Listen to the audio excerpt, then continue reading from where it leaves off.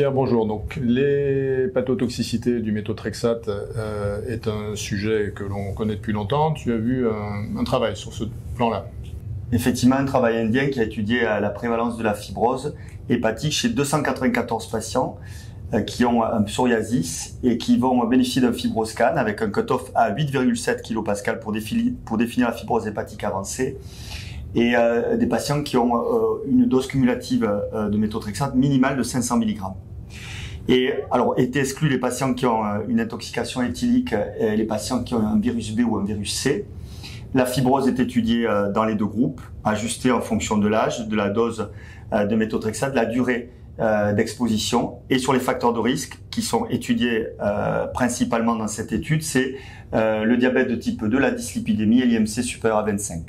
Et les résultats, il y a trois types de résultats. Le premier, c'est que 20% des patients de cette étude ont une élasticité supérieure à 8,7 kPa, ce qui est supérieur à la population générale, et ce qui confirme les données des études antérieures qui montrent que trois types de patients qui nous sont adressés, polyarthrite rhumatoïde, maladie de Crohn et psoriasis, et les études portant sur le psoriasis montrent qu'il y a plus de fibrose.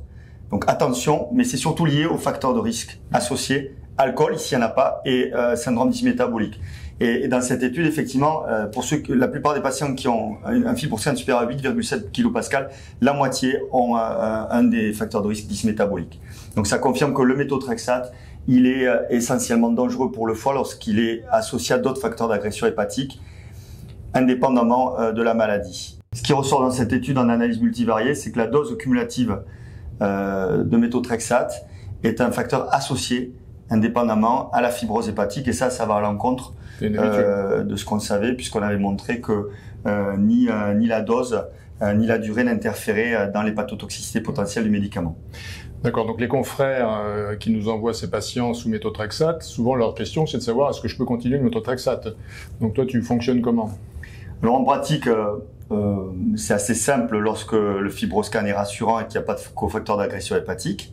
On en reste là et on peut proposer de façon non consensuelle une surveillance à 1 ou 2 ans. On n'est pas obligé peut-être de le faire annuellement. Et par contre, lorsqu'il y a un fibroscan supérieur à 8,7 et ou des cofacteurs d'agression hépatique, à ce moment-là, je me lance dans un bilan d'hépatopathie complémentaire et je dis aux spécialistes de peut-être revoir la possibilité d'une alternative thérapeutique. Merci Pierre. Merci.